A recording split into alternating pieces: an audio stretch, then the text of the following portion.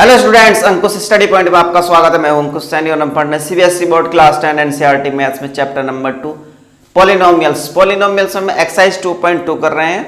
तो एक्सरसाइज 2.2 में question number first चल रहा था और जिसके हम क्वेश्चन नंबर फर्स्ट के तीन पार्ट कर चुके थे। तो आज करेंगे 4, क्वेश्चन नंबर 1 का 4। एक्सरसाइज 2.2 क्वेश्चन नंबर 1 का 4 पार्ट। ठीक है स्टूडेंट्स, तो इसमें आपसे क्या रखा है कि फाइंड द जीरोस और verify the relationship between zeros and coefficient. तो चलिए 4 क्वेश्चन क्या है आपका, 4u square plus 8u, 4u square plus 8u, ये है आपका 4 क्वेश्चन। अब इसमें क्या करना है, इसमें एक तो जीरोज, हमको जीरोज निकालने इसके, और उसके बाद रिलेशनशिप वेरीफाई करना जीरोज के बीच में और कोएफिशिएंट के बीच में। तो अब देखिए इसमें, आप देखिए कैसे करेंगे। अभी तक हम क्या कर रहे थे, अभी तक हम जो हमको पॉलिनोमियल दिया जाता था हम उसको ऐसे इधर जो हमारा यहाँ पर कांस्टेंट टर्म होती थी उसके फैक्टर बनाते थे, लेकिन ये ऐसा नहीं है। ये देखिए कैसा है, 4u स्क्वायर प्लस 8u, तो हमें इसमें से ही कॉमन लेना पड़ेगा इसके अंदर से। तो ऐसा होता है स्टूडेंट्स, यहाँ पर देखिए आपको 4u स्क्वायर प्लस 8u है यहाँ पर, तो हम क्या करेंगे इसमें से कॉमन लेंगे। अब कॉमन देखिए आपको क्या मिल रहा है, यहाँ पर 4 इसमें है तो इसमें 4 मिल जाएगा, आपको मिल जाएगा बिल्कुल, 4 2 8, तो 4 कॉमन मिल जाएगा, और u तो यहाँ पर हमको कॉमन मिलेगा 4u। जब 4u यहाँ से कॉमन लेंगे तो यहाँ क्या बचेगा, यहाँ u प्लस 8u।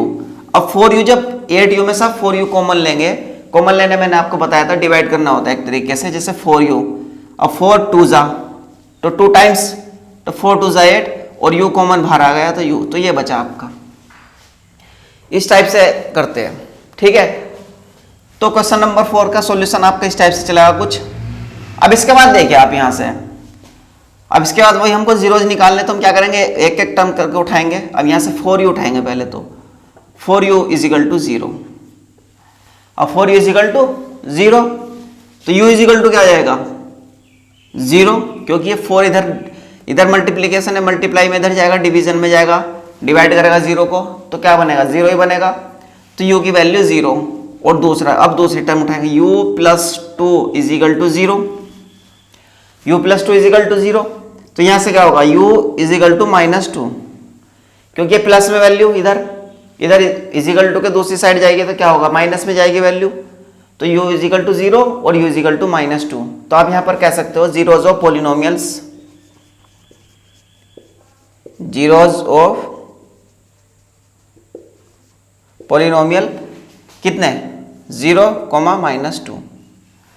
तो जीरोज ऑफ पॉलिनोमियल 0, -2, तो जीरोस तो आपके निकल गए, लेकिन क्वेश्चन नंबर 1 यहीं पर नहीं रुकता, उसमें जीरोज निकालने के लिए कहा था, फिर बाद में कहा था कि verify the relationship between the zeros and the coefficient.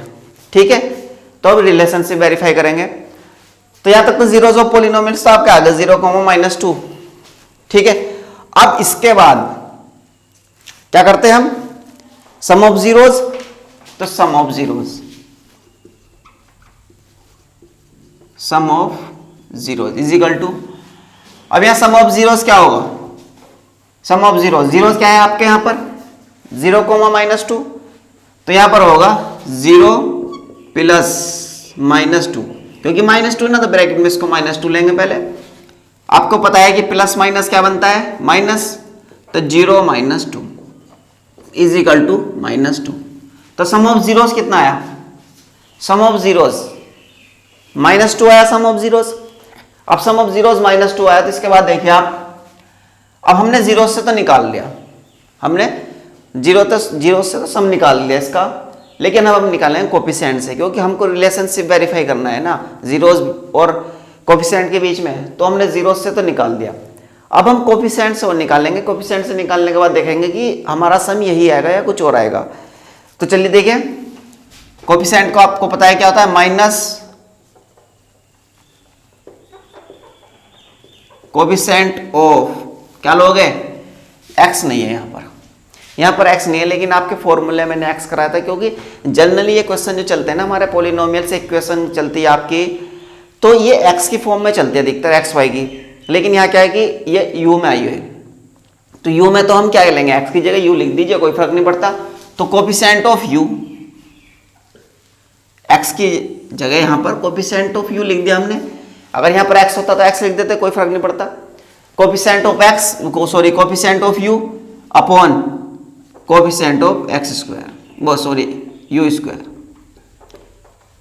मेरी भी याद x आ रहा बार बार, क्योंकि x में चलती है टर्म, लेकिन क्वेश्चन जो है आपका u में, तो कोफिशिएंट ऑफ u स्क्वायर। ठीक है स्टूडेंट्स, देखिए समझ में आ रहा आपको। हमने पहले तो सम निकाला जीरोस के अकॉर्डिंग, है ना, तो कितना आया -2। लेकिन अब हम सम एक बार निकाल कर देखेंगे कोफिशिएंट से, जो कि मैंने आपको चैप्टर के इंट्रोडक्शन जब मैंने कराया था, तो दूसरी क्लास में पॉलिनोमियल्स की आपको बताया था कि ये आपके zeros, sum of zeros formula ये होता है ना। वो मैंने आपको x में लिखाया था, coefficient of x, coefficient of x square. लेकिन क्या है कि यहाँ पर पॉलिनोमियल जिस टर्म में चलेगा, यहाँ पर जो आपके ये वेरिएबल होंगे वो जो भी होंगे तो उसी के अकॉर्डिंग लेना पड़ेगा यहाँ। तो यहाँ पर आपका u है, तो इसलिए कोफिशिएंट ऑफ u लेंगे। अब यहाँ पर देखिए माइनस कोफिशिएंट ऑफ u और upon coefficient of u square. तो यहाँ पर देखिए आप कोफिशिएंट ऑफ u, अब आपको u का कोफिशिएंट क्या है, यहाँ पर 8 है, तो माइनस ब्रैकेट में 8। कोफिशिएंट का मतलब समझते हो, u का कोफिशिएंट 8 क्यों है, क्योंकि जो u के साथ टर्म होगी या u के साथ कांस्टेंट टर्म होगी, जो भी डिजिट होगा वो कोफिशिएंट ऑफ u कहलाएगा, u के साथ। अब नीचे देखिए कोफिशिएंट ऑफ u स्क्वायर, तो कोफिशिएंट ऑफ u स्क्वायर क्या होगा बताओ स्टूडेंट्स, u स्क्वायर ये है, इसके साथ क्या है 4, तो 4 कोफिशिएंट किसका होगा, u स्क्वायर का। u स्क्वायर का कोफिशिएंट होगा 4, तो 4, तो -8 अपॉन 4, 4 2 = 8 -2। अब आप बताइए, सम ऑफ जीरोस, जीरो से सम निकाला -2, कोफिशिएंट से निकाला तब भी -2। इसका मतलब हमारा रिलेशनशिप वेरीफाई हो गया, और उसने हमसे कहा था कि verify the relationship between the zeros and the coefficient, तो हमारा रिलेशनशिप वेरीफाई हो गया। तो अब लेकिन आपको ये क्वेश्चन जब करना है आपको, तो क्वेश्चन में ये इसके आगे का नहीं करना आपको, बस यहीं पर इसका ये करना है इतना, इसके बाद ये करना है। ये मैंने आपको दिखाने के लिए कहा है कि हाँ देखिए -2 ही आएगा। ठीक है, चलिए, तो सम ऑफ जीरोस तो निकल गया। एक होता है प्रोडक्ट ऑफ जीरोस या मल्टीप्लिकेशन ऑफ जीरोस बोल सकते हो इसको आप, प्रोडक्ट ऑफ जीरोस।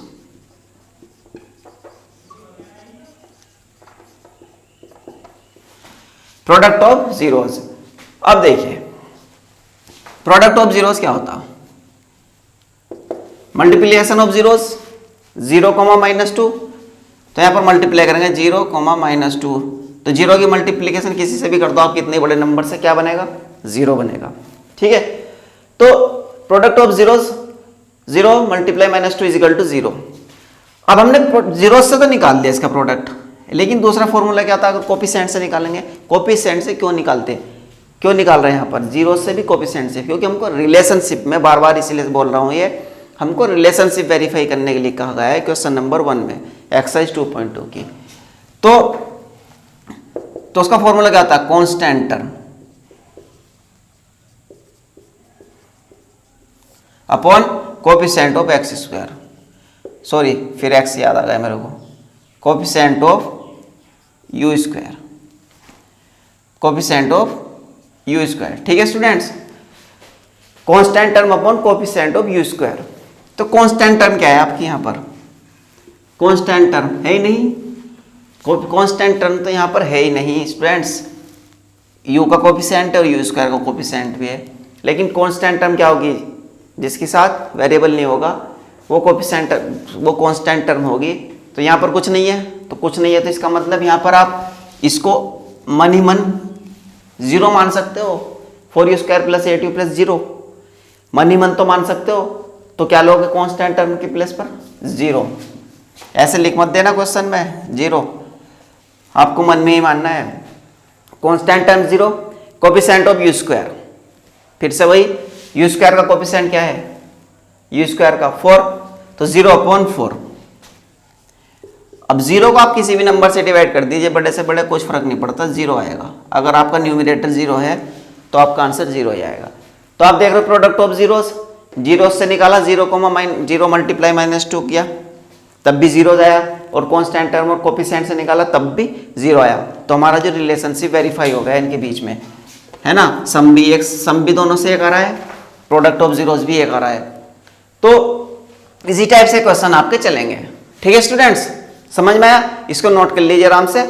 अब बाकी इसके बाद चलिए, अब इसके बाद करते हैं क्वेश्चन नंबर 5। क्वेश्चन नंबर 1 का 5। अब देखिए यहां पर क्या, टी स्क्वायर माइनस 15। अब टी स्क्वायर माइनस 15 है तो थोड़ा सा अलग है क्वेश्चन। अभी आपने एक फॉर्मूला देखा होगा पहले, a square minus B square, a plus b और ए माइनस बी, ये फॉर्मूला होता है। A square minus B square equal to a plus b a minus b, ये फॉर्मूला होता है स्टूडेंट्स। ये आपको याद करना होगा, ये आपने अंडर रूट में पढ़ा था हमने, लेकिन ये होता है। अब इसको क्या करना, टी स्क्वायर माइनस 15। अब देखिए अब इसका सॉल्यूशन, टी स्क्वायर माइनस, अब एक बात आई है, अगर मैं 15 को अंडर रूट 15 का स्क्वायर लिख दूं तो तब भी तो देखिए आप इसको, अब आप इसको सोल्व करेंगे, under root 15 multiply under root 15, इसका यही तो बनेगा ना, अंडर रूट 15 का यही तो बनेगा। तो 15 अंडर रूट 15 क्या आएगा 15, और ये भी 15, तो सेम है। इसका मतलब मैं 15 को अंडर रूट 15 का होल स्क्वायर लिख सकता हूँ, अंडर रूट 15 को अंडर रूट 15 का स्क्वायर लिख सकता हूँ, मतलब मैं इसको 15 को अंडर रूट 15 का स्क्वायर लिख सकता हूँ। बिल्कुल। अब आपके मन में आएगा कि ऐसा क्यों किया, मजबूरी है, करना पड़ता, क्योंकि आपको अगर जीरोस फाइंड करने हैं तो आपको ऐसी टर्म बनानी होगी कि ये दो टर्म अलग अलग बन जाए, हम इनके इजिकल टू 0 लेकर के 2 जीरोज इसके निकाल लें, इसलिए। ठीक है, और ये अगर आपको फॉर्मूला याद होगा तो आप उसी के अकॉर्डिंग आपको क्वेश्चन के माइंड में आएगा और आप क्वेश्चन को ऐसा ही चलाएंगे। ठीक है, ऑटोमेटिक ही। अब A square minus B square, T square minus under root 15 square, तो ये बनेगा T plus under root 15,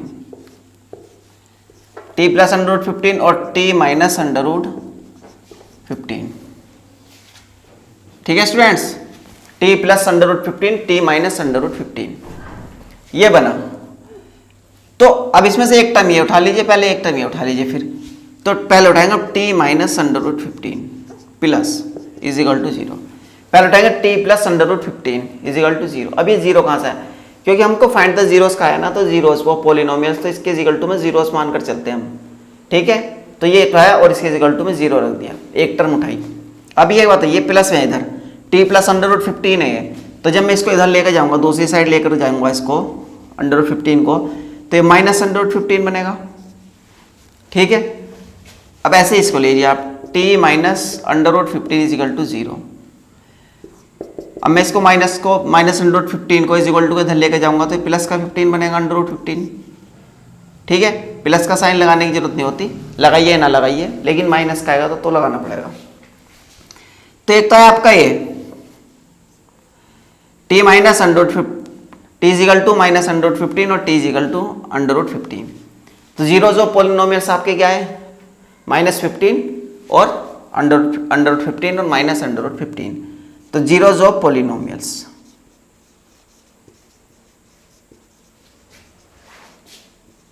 zeros of polynomials -15 और प्लस अंडर रूट 15। तो ये है जीरोज आपके -15 और माइनस अंडर रूट 15 और प्लस अंडर रूट 15। अब एक बात बताइए आप, हम फिर से वही, हमको रिलेशनशिप वेरीफाई करना। अब हमारे जीरोस तो निकल गए, हमें find the zeros of polynomials कहा था, तो जीरोस तो हमने निकाल लिए, लेकिन उसके बाद हमसे कहा गया कि verify the relationship between the zeros and the coefficient. तो इसके बाद अब हम क्या, हमको रिलेशनशिप वेरीफाई करना, तो चलिए पहले हम करेंगे सम ऑफ जीरोस। क्या है, माइनस अंडर रूट 15 और प्लस अंडर रूट 15, यही तो दो जीरोस। माइनस अंडर रूट 15 और अंडर रूट 15, तो माइनस 15 प्लस 15, माइनस से प्लस वाली वैल्यू कैंसिल हो जाएगी, क्या आएगा 0 आएगा। एक माइनस के अंडर रूट 15 है, प्लस अंडर रूट 15 है, तो माइनस प्लस से माइनस खत्म, 0। तो सम ऑफ जीरोस कितना है आपका 0 आया। लेकिन अब हम लेंगे कोफिशिएंट से, कोफिशिएंट का फॉर्मूला क्या होता, माइनस ब्रैकेट में कोफिशिएंट ऑफ एक्स स्क्वायर। लेकिन इसमें टी है तो एक्स की जगह हम टी लेंगे, coefficient of T upon coefficient of T square, coefficient of T square, coefficient of T upon coefficient of T square हम ये लेंगे, minus coefficient upon T, coefficient upon coefficient of T square. X क्यों नहीं लिया, क्योंकि हमारे जो polynomials हैं वो टी की टर्म में चल रहा है, ठीक है, यहाँ पर वेरिएबल टी है, तो coefficient of T upon coefficient of T square, minus coefficient of T क्या दिखाई दे रहा है आपको, कुछ नहीं, यहाँ पर टी का कोफिशिएंट तो कुछ है ही नहीं, टर्म ही नहीं है टी वाली, तो क्या आएगा -0, और कोफिशिएंट ऑफ टी स्क्वायर 1, कोई फर्क नहीं पड़ता, 0 आएगा, 0 आएगा, तो ये बना 0, और सम ऑफ जीरोस 0। तो आप इसको लिखेंगे, देखिए 0 0 तो दोनों से 0 आया, तो इसका मतलब हमारा एक रिलेशनशिप तो वेरीफाई हो गया जीरोस पर। अब देखिए दूसरा, product of zeros,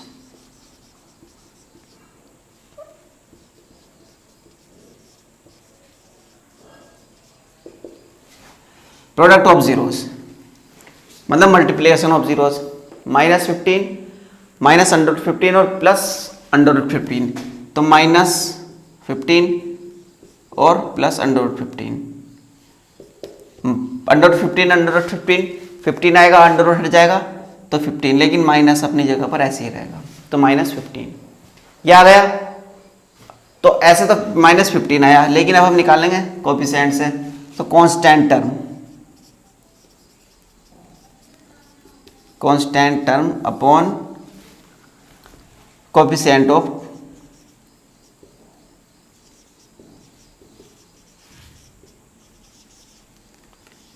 T square. देखिए एक्स की जगह टी इसलिए ले रहा है यहाँ पर क्योंकि ये हमारा पॉलिनोमियल टी में है। तो कांस्टेंट टर्म कितनी है आपकी, -15 और टी स्क्वायर का कोफिशिएंट क्या है 1, तो कितना है -15। तो प्रोडक्ट ऑफ जीरोस -15 और कोफिशिएंट से भी निकाला तब भी -15। इसका मतलब हमारा रिलेशनशिप दोनों में सही है, जीरोस और कोफिशिएंट के बीच में, क्योंकि दोनों से ही हमारा जीरोस भी सेम आ रहा और प्रोडक्ट ऑफ जीरोस भी सेम आ रहा। तो ठीक है स्टूडेंट्स, क्वेश्चन नंबर 5 भी हो गया आपका पहले का, फर्स्ट का। अब इसके बाद क्वेश्चन नंबर फर्स्ट का 6 पार्ट। तो क्वेश्चन नंबर फर्स्ट का 6 पार्ट, 3x² - x -4। देखिए अब इसको कैसे सोल्व करेंगे, ये बिल्कुल जैसा पहले से आते थे क्वेश्चन, बिल्कुल वैसे ही आया है। अब इसके 4 कैसे फैक्टर करने हैं, इनका सब्ट्रैक्शन करने पर 1 बचे, यहाँ पर 1x है, 1 को नहीं लिखते x की, ये इनकी वेरिएबल के साथ 1 नहीं लिखते, 1x है। लेकिन यहाँ पर क्या है कि 4 के फैक्टर आप नहीं कर सकते ऐसे। देखिए मैंने आपसे कहा था कि जो ये है स्क्वायर, जिसके साथ स्क्वायर होगा अगर उसका कोफिशिएंट है यहाँ पर 3 या कुछ भी होता तो पहले उसका मल्टीप्लाई करते इधर कांस्टेंट टर्म में, और कांस्टेंट टर्म में मल्टीप्लाई करने के बाद कितना बनेगा, ये 3 4 जा 12, ये बनेगा 12। आपको मन ही मन करना अपना, ऐसे नहीं यहाँ पर लिखना है। तो 4 3 जा 12, तो अब 12 के फैक्टर करोगे आप, जो मल्टीप्लाई करने के बाद आएगा ना उसके फैक्टर करोगे, तो 12 के फैक्टर करोगे आप जिनका सब्ट्रैक्शन करने पर 1 बचे, तो क्या 4 3 जा कितना होता है 12, और 4 में से 3 गया 1। ठीक है स्टूडेंट्स, तो ये आपको लिखना नहीं होता यहाँ पर। तो 3x² - x 4 - 3, 4 - 3 फैक्टर करेंगे और -4, ठीक है। 3x², x के अंदर 4 से मल्टीप्लाई कर 4x, और माइनस की माइनस से प्लस, और x के अंदर करो 3x और -4, 3x² - 4x + 3x - 4, 3x² minus 4x, इनमें से कॉमन लेंगे फिर इनमें से लेंगे। यहाँ पर आपको कुछ कॉमन मिला, 3 इधर है तो इधर नहीं है, इधर 4 है तो इधर नहीं है, कुछ कॉमन नहीं मिल रहा आपको इसमें, लेकिन आपको x मिलेगा तो x कॉमन लेंगे, ये बनेगा 3, एक x बचेगा और -4 प्लस, अब इधर देखिए 3x माइनस 4, यहाँ से आपको कॉमन मिल रहा कुछ नहीं तो 1, तो बनेगा 3x माइनस 4, 1 कॉमन लेंगे, बाकी एज इट इज ऐसे आएगा, ऐसे ही आ जाएगा सेम। तो 3x माइनस 4, 3x माइनस 4, ये एक जगह आएगा 3x माइनस 4 और ये x प्लस 1, x प्लस 1, ठीक है स्टूडेंट्स, 3x माइनस 4 और x प्लस 1 ये इधर आया। तो अब आप देखिए, पहले हम एक टर्म लेंगे, 3x minus 4 is equal to 0, तो 3x इज इक्वल टू कितना बनेगा 4, क्योंकि माइनस वाला इधर जाएगा तो प्लस में बनेगा, तो x is equal to 4/3, 3x minus 4 is equal to 0, 3x, अब ये माइनस इधर जाएगा तो प्लस में 4 और 3x इज इक्वल टू 4 है तो x इज इक्वल टू 4/3, ठीक है। अब देखिए ये x प्लस 1 बराबर 0, इसको लेंगे टर्म को, तो इधर प्लस में 1 इधर जाएगा -1, तो एक तो x आपका है 4/3, x आया आपका -1, तो यहाँ पर आप क्या कह सकते हो, zeros of polynomials. Zeros of polynomials क्या बना आपका, zeros of polynomials, zeros of polynomial 4/3 और -1, 4/3 -1 जीरोज बने आपके पॉलिनोमियल्स के, तो जीरोज तो आ गए, लेकिन जीरोज से भी आगे हमको क्या करना होता, सम निकालते हैं, फिर प्रोडक्ट ऑफ जीरोज निकालते हैं। तो इसके बाद देखिए क्या करेंगे, सम of zeros,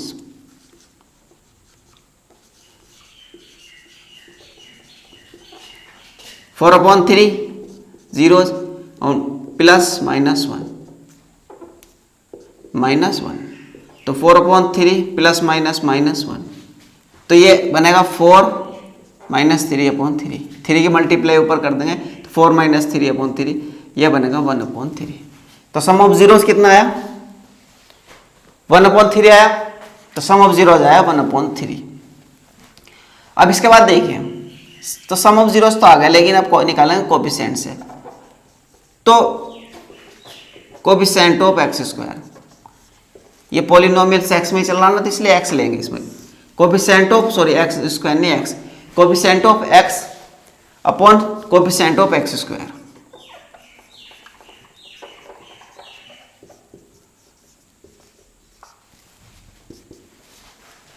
coefficient of x कितना आपका -1, तो ये माइनस और -1, ये तो माइनस फॉर्मूले में ही रहता है हमारे, और कोफिशिएंट ऑफ x² कितना है 3, तो माइनस माइनस प्लस, प्लस 1/3, तो ये कितना है आपका सम ऑफ जीरोज, जीरोज से निकाला सम 1/3 आया, कोफिशिएंट से निकाला तब भी आपका 1/3 आया, तो आप इसको ऐसे ही इतना ही, ये इसके इजिकल टू रहता है, इसके 1/3 के इजिकल टू रहेगा ये, जो हमारा आंसर आता है। अब इसके बाद तो दोनों से सेम आया, रिलेशनशिप वेरीफाई हो गया, लेकिन दूसरा रिलेशनशिप और देख लेते हैं, product of zeros, product of zeros क्या है, 4/3 मल्टीप्लाई -1, तो -4/3, प्रोडक्ट ऑफ जीरोज कितना आएगा आपका -4/3, ठीक है। लेकिन अब हम निकालेंगे, देखिए इससे कांस्टेंट टर्म,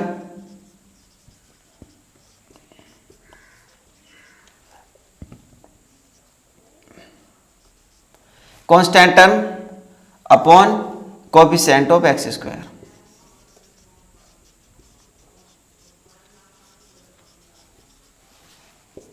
कांस्टेंट टर्म क्या है आपके पास -4, तो -4, कोफिशिएंट ऑफ x² कितना है 3, तो -4/3, तो प्रोडक्ट ऑफ जीरोज, जीरो से निकाला तब भी -4/3 आया, कांस्टेंट टर्म और कोफिशिएंट से भी निकाला तब भी -4/3 आया, मतलब सेम आया दोनों से। तो आप यहाँ पर बोल सकते हो क्या कि रिलेशनशिप वेरीफाई हो गया दोनों का, है ना। तो ये आपका क्वेश्चन नंबर फर्स्ट के सारे पार्ट्स खत्म हो चुके हैं। अब इसके बाद क्वेश्चन नंबर 2 करेंगे कल से, तो ठीक है स्टूडेंट्स। अगर वीडियो पसंद आई हो तो वीडियो को लाइक कीजिए और चैनल को सब्सक्राइब कीजिए और वीडियो को ज़्यादा से ज़्यादा शेयर कीजिए।